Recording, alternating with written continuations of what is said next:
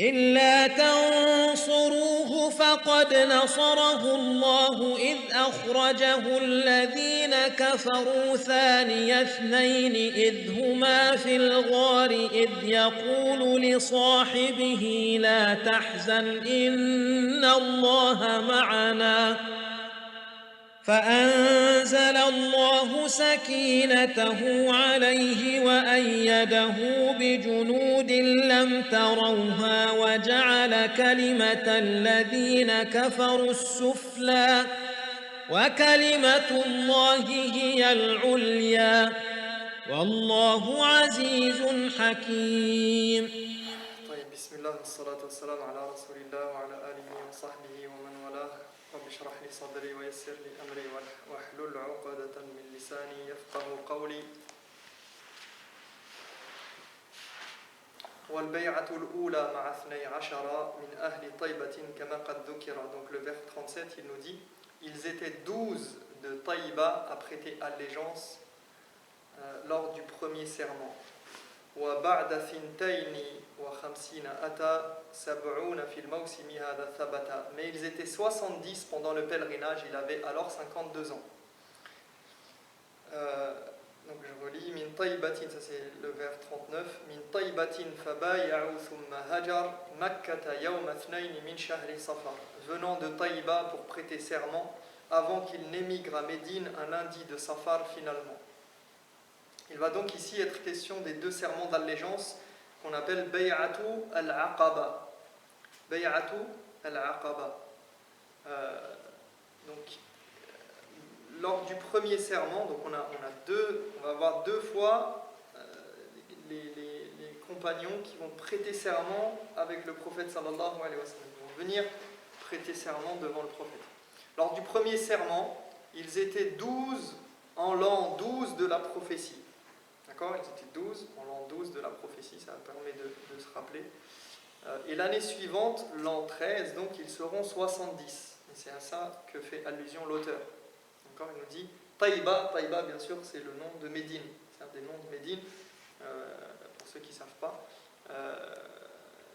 Avant ça s'appelait Yathrib, d'accord ? Mais on va le voir, Inch'Allah, à partir de la Hijra, ça va s'appeler Médine.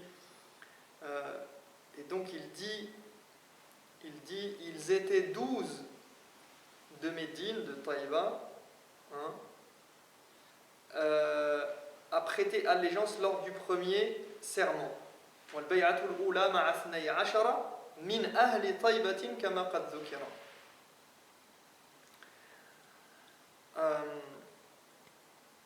Et normalement, on ne devrait pas dire Taïbatin en arabe, on devrait dire Taïbata. D'accord ? Mais parce que c'est un nom qui est mamnu' min as-sarf, qui ne doit pas être décliné c'est comme les noms féminins.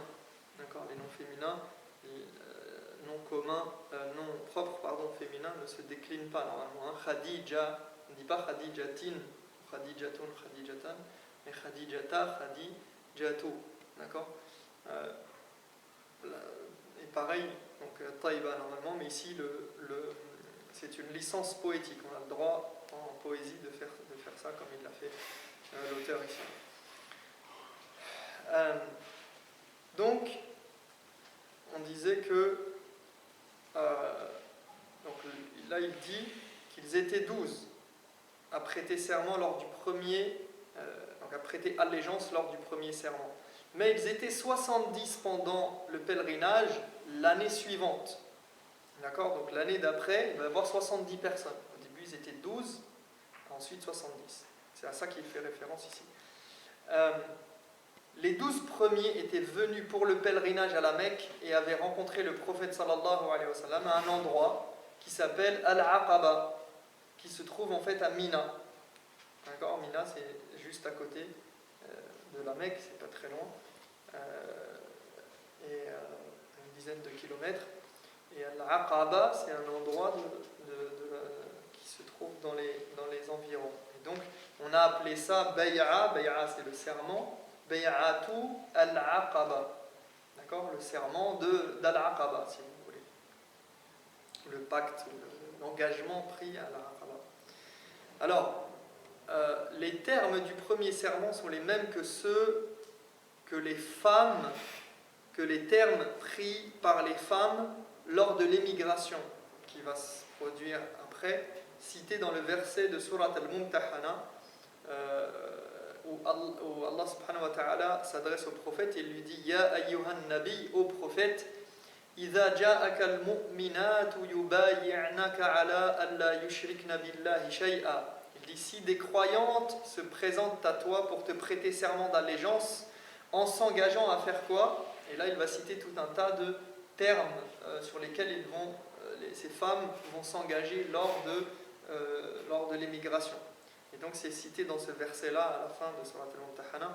Il dit donc si des croyantes se présentent à toi pour te prêter serment d'allégeance en s'engageant à faire quoi? À ne pas donner d'associé à Dieu, Allah yushrikna billahi shay'a, wala yasriqna wala yaznin, wala yaqtulna awladahunna wala ya'tina bi buhtanin yaftarinahu bayna aydihinna wa arjulihin, wala ya'sinaka fi ma'ruf fabayi'hunna wastaghfir lahunna Allah inna Allah ghafurur rahim. Donc il dit à ne pas donner d'associé à Dieu, à ne pas voler, à ne pas commettre de fornication ni d'infanticide, à ne pas tuer les enfants qui sont en elle, à ne pas attribuer à leur mari d'enfants illégitimes, à ne pas voilà ya'tina bi buhtan yaftarinahu bayna aydihin wa arjulihin wala ya'sinaka fi ma'ruf, et à ne pas te désobéir en ce qui est réputé convenable.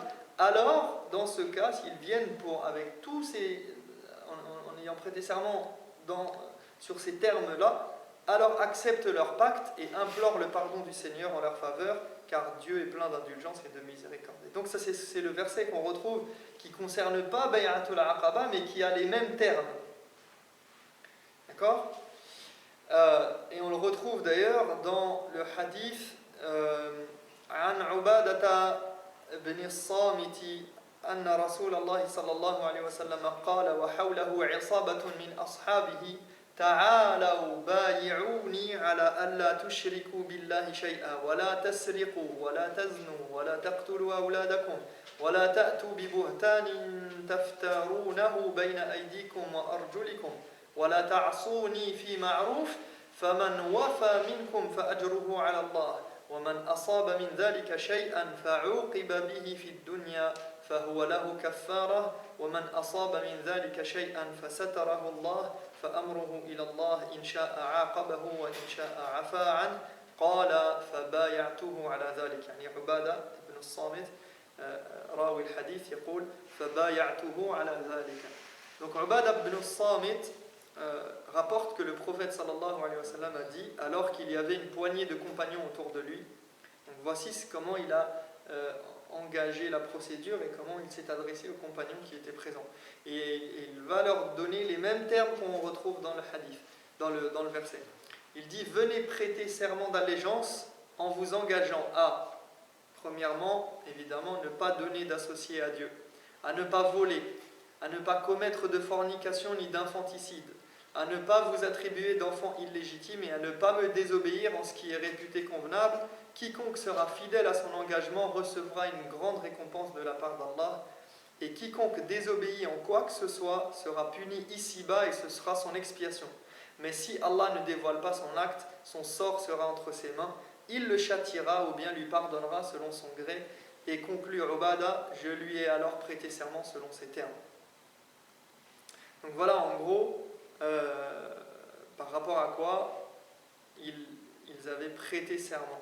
Et donc on a dit qu'ils étaient 12 au début et 70 dans le deuxième serment l'année d'après. Donc quelle est la différence entre les deux moments, les deux serments? Alors, lors du deuxième serment, en l'an 13 de la prophétie, ils étaient plus nombreux. Donc, au début 12 et après 70. Il y avait 2 femmes, contrairement au premier où il n'y avait pas du tout de femmes. Il y avait un non-musulman qui assistait à cette époque, à savoir Al-Abbas, l'oncle du prophète sallallahu alayhi wa sallam. Et les termes du deuxième, donc c'est les mêmes termes qu'on a cités, ça c'est les termes de base, mais l'idée c'était que في البيعة الثانية بايعوا النبي صلى الله عليه وسلم على النصر والإيواء وفي الأولى كانت البيعة على الإيمان والاتباع. Donc les termes du deuxième étaient de protéger et de faire triompher le prophète, la cause du prophète sallallahu alayhi wa sallam, tant qu'il était parmi eux. D'accord? Ça c'est dans le deuxième. Alors que les termes du premier étaient de croire au prophète alayhi salatu wa sallam, et de le suivre. Donc la première étape consistait à ce que ceux qui ont prêté ce serment, eh bien, ils étaient là. L'idée principale, c'était de croire au prophète et de le suivre. D'accord? Donc ils avaient pour obligation, entre guillemets, c'était ce qui leur incombait. Mais la deuxième étape, c'était cette fois, en plus de lui prêter assistance, de le protéger et de le garder sain et sauf. Logique. Non. D'autant plus qu'ils étaient plus nombreux et que les choses se durcissaient et devenaient plus difficiles. On commencera à Iman et après. Ouais. Non. Oui, parce que c'est plus quelque chose de plus difficile là, de le protéger et lui donner un abri, etc.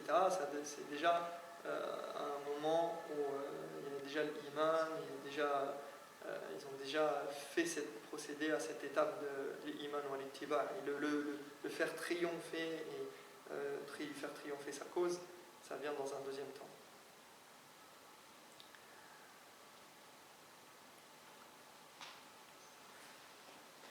Donc, والبيعة الأولى مع 12 من أهل طيبة كما قد ذكر. Donc ils étaient 12 de Taïba à prêter allégeance lors du premier serment. وبعد 52 أتى 70 في الموسم أي في الحج موسم الحج. هذا ثبت, mais ils étaient 70 pendant le pèlerinage. Il avait alors 52 ans. D'accord? Donc le prophète sallam avait 52 ans, ce qui est logique puisque on a 12, d'accord? Donc entre l'an 12 et l'an 13, hein, donc de la prophétie, sachant qu'il avait 40 ans, donc voilà, il avait 40 ans au début de la prophétie, 12 ans après, donc on rajoute, ça fait 52 ans. Alors, min taybatin fabaya'u thumma hajar. 39. Makkata yawma thnaini min shahri safar.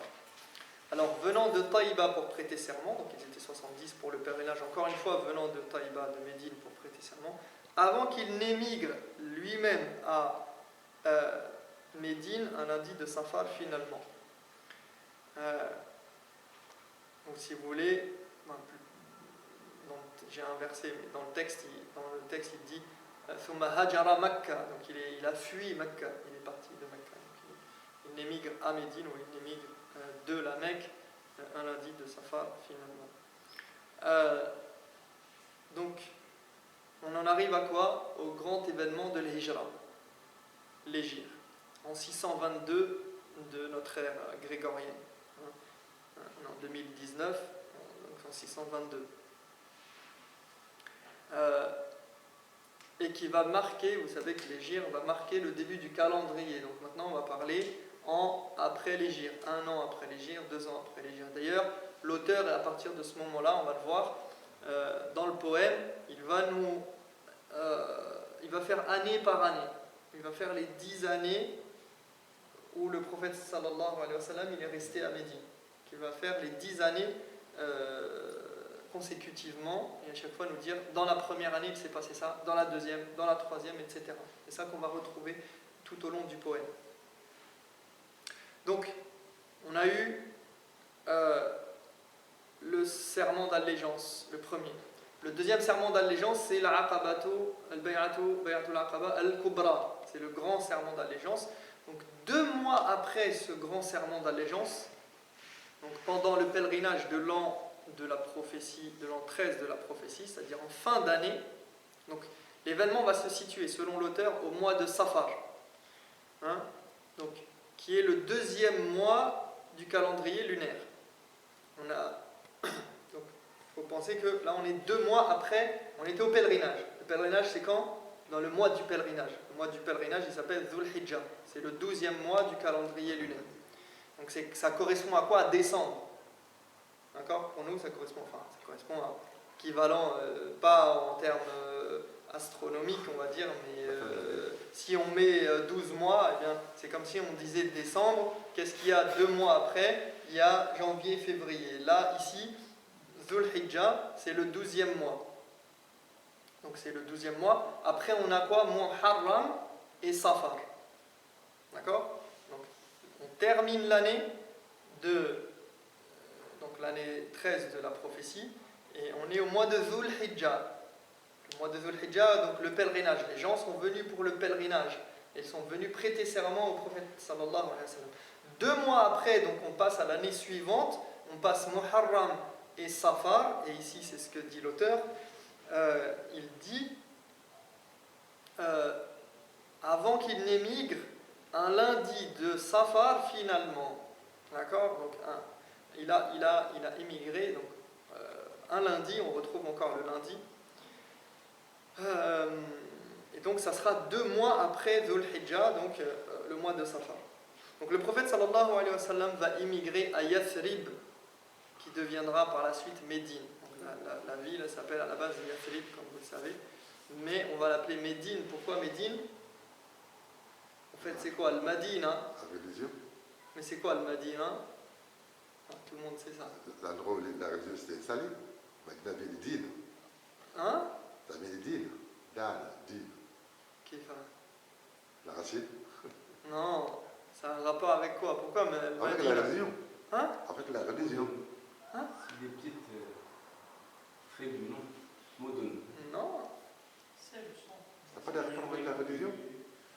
Non, c'est parce que le Madina, Al-Madina, ça veut dire la ville. D'accord? C'est la ville, ça ne veut rien dire de particulier. La ville. Hein? Madina, Moudoun, Tamaddoun, c'est le fait d'être citadin, d'être installé. D'accord? De développer quelque chose et d'être, de se fixer à un endroit et construire. Hein? Donc, Al-Madina, en arabe, Al-Madina, le mot, ça veut juste dire la ville. Mais pourquoi c'est devenu la ville? En fait, c'est comme si on disait en français la ville avec un grand V. C'est la ville, c'est Madinat Rasulillah sallallahu alayhi wa sallam. C'est la ville du prophète. C'est la ville par excellence. D'accord? C'est la ville en fait. C'est comme si on disait c'est la ville où il faut être, la ville où tout se passe, la ville du prophète sallallahu alayhi wa sallam. Donc c'est ça Médine. D'accord? Et donc le prophète sallallahu alayhi wa sallam, il va émigrer de Mecca vers le nord, donc à Médine, où il y a combien? 450 km. D'accord? 450 km à peu près. À pied et en monture, à dos de chameau. On continue pareil, non?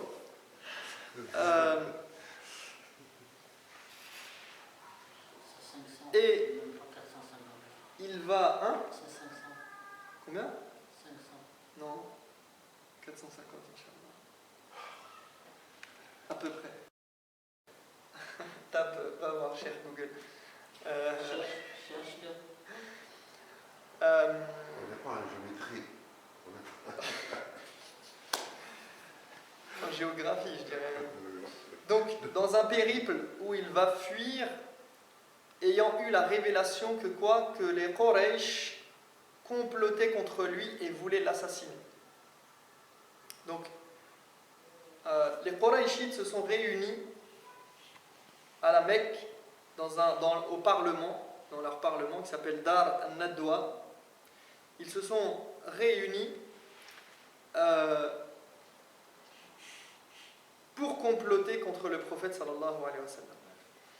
Et chacun a donné une solution parce qu'ils en avaient marre en fait. Ils ont dit bon, on en a marre de celui-là, on veut l'évincer, qu'est-ce qu'on fait? Donc ils se réunissent et ils complotent. Et chacun va dire quelque chose, va donner une idée. Et Abu Jahl, il va suggérer de ne pas chasser le prophète, de ne pas le faire emprisonner. parce que il a considéré, et d'ailleurs on raconte, les hadiths disent que Shaitan, il faisait partie il est rentré pour faire partie de l'assemblée sous la forme d'un vieil homme que personne ne connaissait. Et il a acquiescé, il a dit, même moi j'ai pas eu cette idée-là de Abu Jahl. Qui était de faire assassiner le prophète sallallahu alayhi wa sallam en prenant un jeune de chaque tribu, et tous vont le transpercer de leur épée au même moment. Pourquoi? Pour que par la suite, si les Hashim, les Banu Hashim, qui sont donc le prophète sallallahu alayhi wa sallam, il descend, il fait partie des Banu Hashim, ils vont demander la diya, le prix du sang. Et pour qu'après ils ne demandent pas qui a tué Muhammad et qu'il n'y ait pas une seule tribu responsable et qu'ils ne puissent pas se mettre en guerre contre tout le monde, et donc qu'ils acceptent le prix du sang plutôt. D'accord? Qu'ils acceptent la diya. Ils vont demander la diya de toute façon puisqu'il aurait été assassiné, donc ils ont le droit de demander, mais ils ne peuvent pas, si tout le monde, toutes les tribus sont coupables, eh bien, ils n'auront... Il n'y a pas de coupable. Voilà, il n'y a pas de coupable. Tout le monde est coupable, on ne sait pas vraiment c'est qui. À la fin, ils vont finir par ça. Donc voilà ce qui était... Ah, ça c'est... Eux, ils ne voyaient pas ça comme ça. Mais pour eux, c'était comme ça, et c'était ça l'idée de base. Et donc, Allah, Jibril, il va venir informer le prophète sallallahu alayhi wa sallam de ce qui complote. Et vous savez que dans l'histoire, on a donc Ali qui va avoir un grand privilège ici, un grand mérite, et qui va rester dans sa balance, c'est jusqu'au jour dernier, c'est d'avoir voulu se sacrifier à la place du prophète sallallahu alayhi wa sallam et de se mettre en danger parce qu'il va prendre la place du prophète sallallahu alayhi wa sallam dans son lit. Donc il dit, c'est moi qui me mets à la place du prophète, sachant que, vous imaginez, on dit on va venir le tuer, et toi tu dis moi je prends sa place. Oui, il dort et tout. Voilà. C'est incroyable ça. Ici on a aussi dans l'histoire, donc vous savez qu'il va partir accompagné de son compagnon Abu Bakr, et il va y avoir Asma, la fille de Abu Bakr, qu'on a surnommée Zat an-Nitaqayn, la fille aux deux bouts de tissu, aux deux ceinturons, parce qu'elle voyait son père préparer les bagages et cherchant de quoi les attacher solidement, et elle s'est saisie d'un ceinturon, un bout de vêtement qu'elle a déchiré pour pouvoir attacher les affaires. Et elle, Asma, elle va les aider à prendre la fuite. Abu Bakr, son père, et le prophète, alayhi salam. Et donc le prophète va partir avec Abu Bakr, et tous deux étaient accompagnés par un guide qui s'appelle Abdullah ibn Urayqit.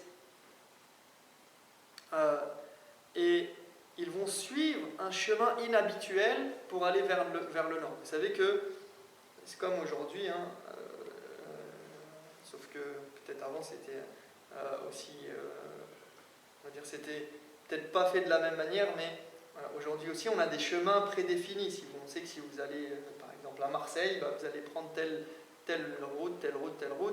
Vous ne peut pas prendre, c'est pas logique de prendre d'autres chemins.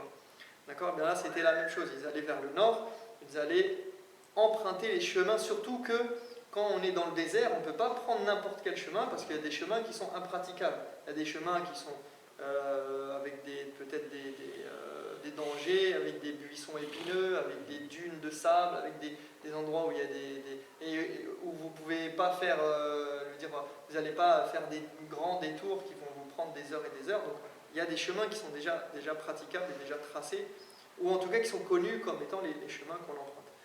Et donc, ils vont s'arrêter dans une grotte pour se cacher.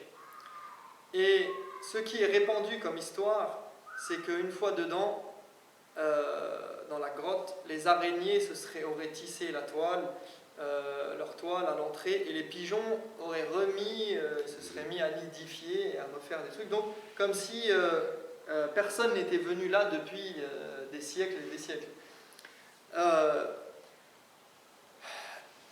Et donc, comme ça, ceux qui seraient passés par là, ils auraient dit c'est impossible qu'il y ait quelqu'un dans les parages et qu'il soit rentré. Sauf que, comme vous le savez peut-être, la chaîne de transmission de ce hadith, sanad da'if, jiddan. Et donc c'est une histoire, la transmission de cette histoire est très faible. Et cela n'aurait pas posé de problème s'il n'y avait pas eu d'autres éléments qui contredisent cette histoire, d'autres éléments plus authentiques en termes de transmission. Et notamment, une chose est sûre, c'est que, parce que il ne faut pas s'imaginer la grotte dans laquelle le prophète sallam et Abu Bakr se sont réfugiés comme étant l'entrée face à nous. D'accord ? C'est-à-dire que quand les gens ils arrivent et quand eux ils sont rentrés, ils ne sont pas rentrés dans une grotte qui a une ouverture directe. Donc, un des éléments qui montre que cette histoire, peut-être elle n'a pas lieu d'être, c'est que l'entrée de la grotte n'est pas située face aux passants, mais au sol. L'entrée de la grotte dans laquelle ils se sont cachés, elle est au sol. Et c'est pour ça que Abu Bakr, il va dire au prophète sallallahu alayhi wa sallam sa fameuse phrase قال نظرت إلى أقدام المشركين على رؤوسنا ونحن في الغار فقلت يا رسول الله لو أن أحدهم نظر إلى قدميه أبصرنا تحت قدميه فقال يا أبا بكر ما ظنك باثنين الله ثالثهما. Et donc il va dire sa fameuse phrase qui est s'ils avaient regardé à leurs pieds, et ça c'est authentique, s'ils avaient regardé à leurs pieds, ils nous auraient vus. Si l'entrée de la grotte elle était en face, il n'aurait pas pu dire s'ils avaient regardé leurs pieds. D'accord ? Donc il dit s'ils avaient regardé. Et le prophète sallam il a dit ne t'inquiète pas, que penses-tu de deux personnes qui sont accompagnées par Allah subhanahu wa ta'ala, dont le troisième c'est Allah, c'est Dieu.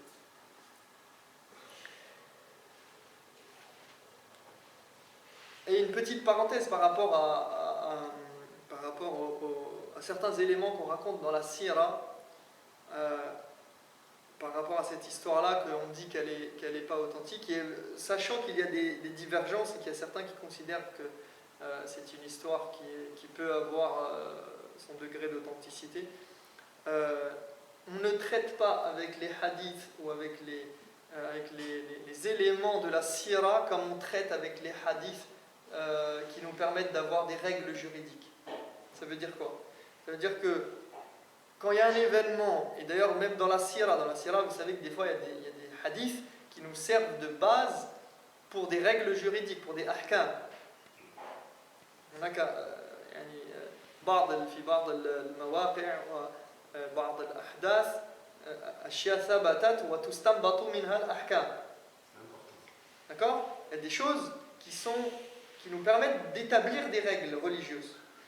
Dans ce cas-là, là on regarde l'authenticité ou non du hadith.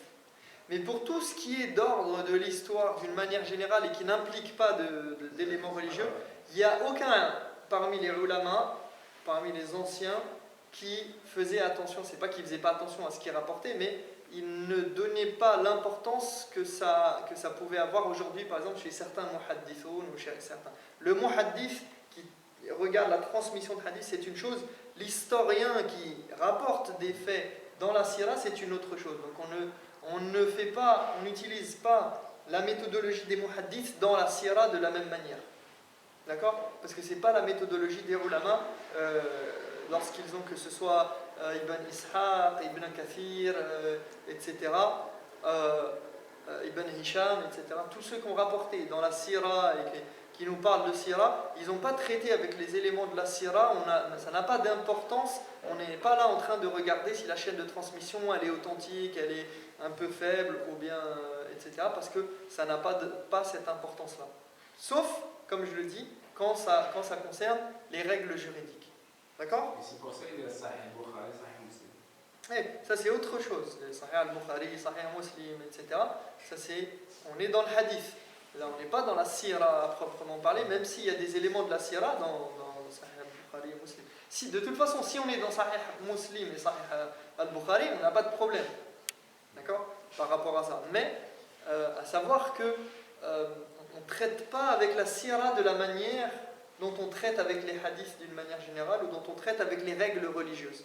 D'accord? Parce que c'est de l'histoire, c'est pas, les ulama ils faisaient attention, ils étaient pointilleux, mais c'est pas la même chose. D'accord? Faites attention à ça, parce que des fois il y a des débats, il y a des En général, l'histoire, là, il ne condamne personne. Or que les sira, comme les règles, ça peut condamner quelqu'un, tout ça. Oui, c'est pour cela non, que ou c'est pas forcément voilà. condamner, mais je veux dire, ça peut Voilà. impliquer quelque chose. Ça peut impliquer, il faut faire telle chose, il ne faut pas faire telle chose, ça c'est obligatoire, ça c'est Ça, c'est interdit, pour nous etc. éclairer. Ça ne change pas grand-chose, en L'histoire, fait. Que ce soit vrai ou que ce soit pas vrai, c'est pas très très important. On sait que Allah subhanahu wa ta'ala, il était capable de faire cette chose-là, c'est pas très...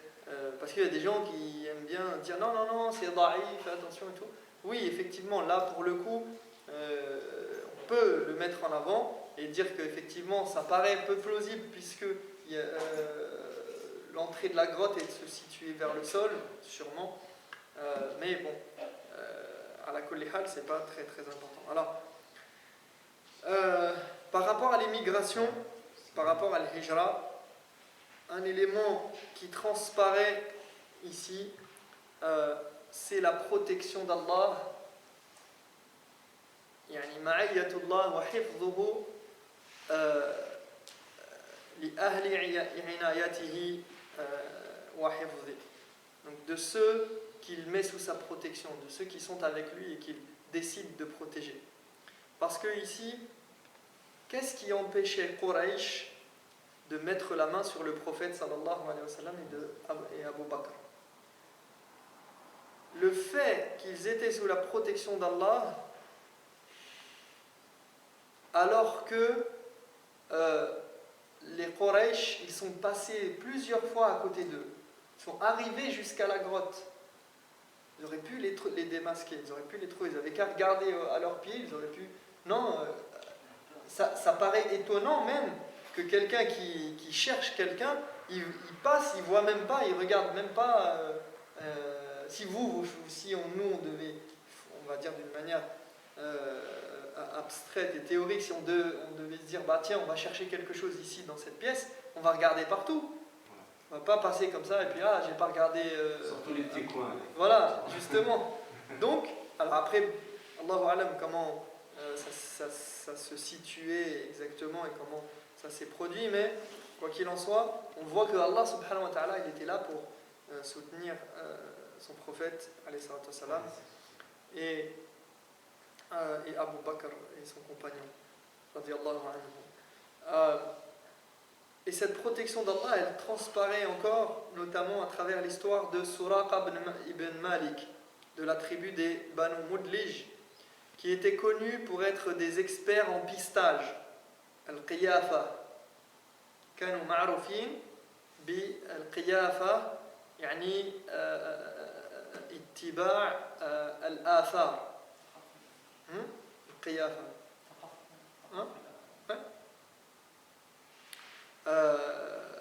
اقتفى مثلا اقتفى الأثار وكذا. Donc on a Suraqa ibn Malik, vous connaissez sûrement l'histoire, qui fait partie des Banu Mudlij. Cette tribu-là, elle a une spécificité, c'est qu'ils sont spécialistes du pistage, de pister dans le désert. D'accord? C'est un rôle comme on a comme les gardes forestiers, comme certains, ils apprennent à pister parce qu'on a besoin de ça dans le désert dans le désert ou dans la forêt ou autre, ceux qui pistent pour attraper des gibiers, etc. Notamment. Donc ils étaient connus pour ça. Et Suraqa ibn Malik, il faisait partie de cette tribu-là. Et qu'est-ce qui va se passer? Il va induire en erreur les gens de sa tribu, qui avaient découvert, ils ont découvert les traces du prophète sallallahu alayhi wa sallam et de Abu Bakr. Et lui, il va dire non, non, non, ce n'est pas leurs traces, ce sont les traces de quelqu'un d'autre, d'autres personnes qu'on a nous-mêmes envoyées. Donc ils vont se détourner de cette piste, et lui, il va se l'approprier cette piste. Pourquoi ? Parce qu'il veut absolument être celui qui attrape le prophète alayhi salam et Abu Bakr. Pourquoi ? Parce qu'il y a une récompense à la clé de 100 chamels. Il y a une récompense. Donc lui, il dit, c'est moi qui vais avoir la récompense, vous allez voir ailleurs, si j'y suis. Allez jouer ailleurs. Hein ? Il va les faire partir ailleurs, il va les induire en erreur. Lui, avec le son, là, il voyait des traces. Ouais. Et donc, sachant que donc celui qui les attraperait morts ou vifs obtiendrait 100 chamels. Et Suraqa voulait les avoir. Et donc, il leur a dit ça, il les a induits en erreur. Et il avait donc pris la route et était arrivé jusqu'aux deux fugitifs, donc jusqu'au prophète alayhi salam et Abu Bakr. Mais alors qu'il était presque arrivé à leur hauteur, son destrier, son cheval, va trébucher et lui, il va tomber. Donc il va tomber une première fois, il va se relever, il va sortir son l'azlam, il va sortir sa boîte de baguettes et de flèches ou de bâtons pour tirer au sort et dire qu'est-ce que je fais là. D'accord, vous savez, ça c'était dans une pratique de la jahiliya, de l'anté-islam, qui consistait à tirer au sort pour savoir est-ce que je continue dans mon affaire ou pas. D'accord ? Et nous, à la place, on a quoi ? On a salat al-istikhara. On demande à Allah subhanahu wa ta'ala, dans notre affaire, on fait une invocation particulière, et on demande est-ce que notre affaire elle est bien ou pas, et est-ce qu'on continue ou pas, et on n'attend pas de réponse, on fait en fonction de ce qu'on a estimé être correct ou pas, en mettant notre confiance sur Allah subhanahu wa ta'ala, alors que eux, leur pratique consistait à quoi ? À jeter les bâtons et faire sortir un bâton au hasard, hein, c'est comme presque tirer à la courte paille dans une certaine mesure, voilà, et j'y vais ou j'y vais pas, d'accord ? Donc il tire et vous savez, il y a 3 bâtons, il y en a un qui dit non, l'autre qui dit oui et l'autre qui dit recommence. Et il tombe sur non, ne continue pas, arrête-toi. Et donc ça lui plaît pas. Donc qu'est-ce qu'il fait ? Il enfourche son cheval et il repart. C'est-à-dire il continue à se rapprocher du prophète alayhi salam. Et donc il s'entête. Et il va s'approcher du prophète jusqu'à l'entendre réciter le Coran. Et une nouvelle fois son cheval, il avance, cette fois il va s'enliser dans le sable. Il va mettre ses pieds carrément dans le sable, tomber en avant, et lui il va tomber. Et encore une fois il va sortir ses flèches, et ça va encore lui dire non. Et malgré tout, il va quand même aller voir le prophète sallam. Finalement, il va les rejoindre. Et en fait, Allah subhanahu wa ta'ala va faire en sorte que il va changer complètement de position. Et il va finir par demander au prophète alayhi sallam de lui faire écrire des versets du Coran. Et il va lui faire écrire sur des peaux sur une peau d'un animal par l'intermédiaire de Amir ibn Fuhayra, qui était l'esclave affranchi d'Abu Bakr, qui faisait paître ses moutons près de la grotte tout au long de leur périple, au long des 3 nuits qu'ils ont passées dans la grotte, et qui leur donnait du lait la nuit. Donc il y avait l'esclave affranchi. Ils ont eu des personnages comme ça qui les ont aidés. Ils n'étaient pas tout seuls dans la grotte au fin fond de nulle part, un petit peu, mais ils avaient quand même des aides, des gens qui ont pu les aider, notamment le guide Abdullah ibn Urayqit et Amir, donc ibn Fuhayra, qui faisait paître ses moutons pas loin de la grotte et qui leur permettait de s'abreuver la nuit. Et donc c'est lui qui va écrire pour le prophète sallam à l'attention de Suraqa ibn Malik ces versets du Coran. Et donc on voit la protection d'Allah qui a fait que celui qui les cherchait, les poursuivait, est devenu leur allié en quelque sorte, éloignant d'eux le mal malgré lui au départ, alors qu'il n'était même pas musulman à ce moment-là. Donc c'est-à-dire que c'est lui qui, malgré lui, il a fait éloigner le mal, d'accord, sans le savoir, en voulant s'approprier la récompense. C'est lui qui les a fait, qui a éloigné. Allah subhanahu wa ta'ala, il a fait que cet homme-là, qui n'était pas musulman, qui cherchait son propre intérêt, c'est lui qui les a protégés d'une certaine manière, qui a été la cause de leur protection et de faire partir Quraysh. Ensuite, finalement, il a terminé par être de leur côté. Et ça, subhanallah, c'est un truc qui se répète et qu'on voit dans plusieurs situations qui existent même actuellement, où il y avait des services secrets qui envoyaient des gens surveiller certains imams, certains groupes, etc. Et cette personne-là, elle finit par se convertir. Elle finit par quitter son poste. Il y a même un professeur en France qui était dans ce cas là. Ils ont tué son fils au nom de l'islam. Il a voulu savoir comment. Quelle religion qui ordonne de tuer quelqu'un. À force de trop chercher, il est devenu musulman lui-même. Voilà. Mais c'était le cas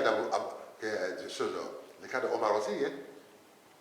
Les Omar, c'était son cas pareil. Oui, oui, oui. Bah, d'ailleurs, beaucoup d'opposants, Khalid ibn al-Walid, etc., on va le voir, des gens qui étaient farouchement opposés à l'islam, qui étaient les pires ennemis, ils sont devenus les plus grands. Même maintenant, même maintenant, la propagande et tout. Et après, les gens, ils découvrent l'islam. Il y en a à cause de ça et ils se convertissent à l'islam. Moi, bihad al-Qadr, Inch'Allah, on va terminer ici. On reprendra au vers numéro 40, donc c'est bien, on a un petit peu avancé, je suis content. Où il dit Faja'a tayyibat ar-rida yaqina iz kammala ath-thalatha wal khamsina. Donc le vers 40 où il nous dit il arriva donc à Taïba, il réutilise encore le mot Taïba, donc qui désigne, vous l'aurez compris, Médine. Il arriva donc à Taïba, l'endroit le plus satisfaisant pour lui, alors qu'il venait de dépasser 53 ans. Donc voilà, on arrive à 53 ans, où il arrivera à Médine, et on a vu son périple.